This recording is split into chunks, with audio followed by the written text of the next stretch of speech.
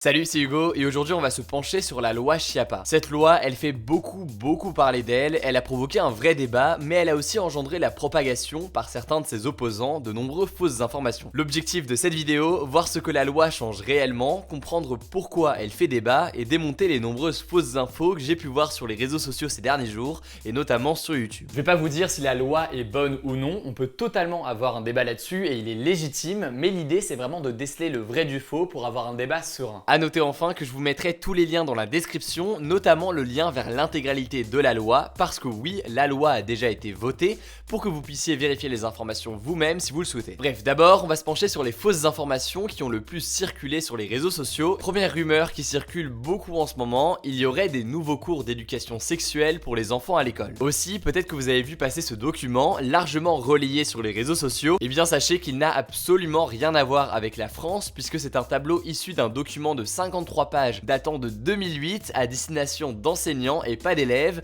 le tout en Suisse et non en France. Dans le prolongement de tout ça, non, il n'y a pas non plus de cours de masturbation à l'école comme on a pu le lire, tout cela vient d'un rapport d'experts affiliés à l'OMS à destination d'enseignants mais absolument jamais appliqué en France. Au-delà de ça, eh bien c'est complètement faux, il n'y a pas de cours d'éducation sexuelle prévu pour la maternelle et je vous invite à lire la loi si vous en doutez. En fait, les cours d'éducation sexuelle, ils existent déjà et ce depuis 2001, mais pour le collège et le lycée. On y aborde notamment la procréation, comment avoir un enfant, les méthodes de contraception, comment fonctionnent les appareils reproducteurs, etc. Le problème, c'est que ces séances d'éducation sexuelle, elles sont en réalité très rarement faites. Et tout ce qu'a fait Marlène Schiappa, qui est donc la secrétaire d'État chargée de l'égalité entre les femmes et les hommes, c'est d'envoyer une circulaire, autrement dit un texte aux directeurs d'établissement, pour leur demander de bien faire ces 3 séances comme le prévoit la loi. Elle a aussi demandé à ce que la notion de consentement et de respect d'autrui soit inclus dans ces séances, puisque ce n'était pas le cas jusqu'aujourd'hui. Les deux autres rumeurs qui ont énormément circulé, c'est l'idée que désormais, les enfants violés devraient justifier qu'ils ne sont pas consentants, ou encore que cette loi serait une loi favorable aux pédophiles. Pour répondre à cette rumeur et déceler le vrai du faux, on va donc se pencher sur la loi Chiappa et voir ce qu'elle change. Avant cette loi, une personne majeure qui commettait un acte sexuel avec un enfant de 15 ans ou moins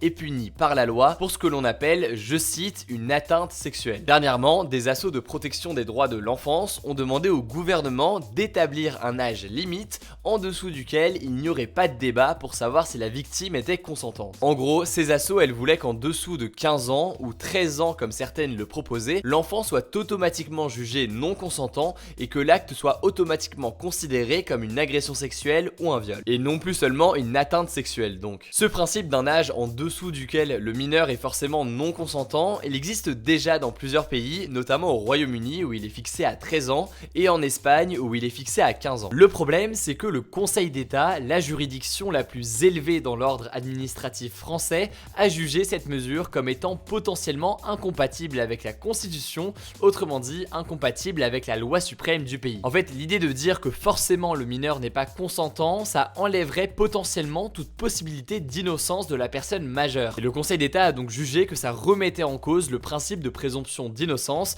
autrement dit le principe qui dit que tant que le procès n'a pas eu lieu, la personne suspectée est considérée comme innocente. Face à cet avis défavorable du Conseil d'État, ce qu'a décidé de faire Marlène Schiappa avec cette loi, c'est de renforcer la peine encourue en cas d'atteinte sexuelle. Elle est désormais de 7 ans de prison et 100 000 € d'amende. Autre chose, c'est un peu complexe mais je vais quand même essayer de préciser, elle a instauré l'idée que la différence d'âge entre le mineur et le majeur, ou alors une autorité de droit ou de fait du majeur sur le mineur, peuvent être vues comme une contrainte morale et donc potentiellement permettre de qualifier plus facilement les atteintes sexuelles en viol ou agression sexuelle. Voilà, désolé, je sais que c'est complexe sur ce point, mais là aussi pour les assos, il faudra donc voir l'application concrète de ce point. Pour le reste, le moins qu'on puisse dire, c'est que ça n'a été que confusion, annonce, puis recul sans cesse au fil des mois, ce qui a embrouillé pas mal de monde et fait naître des rumeurs. Autrement dit, on peut totalement reprocher à la loi Chiappa de ne pas être assez ambitieuse, d'avoir abandonné l'idée voulue par les assos de considérer automatiquement un mineur comme non consentant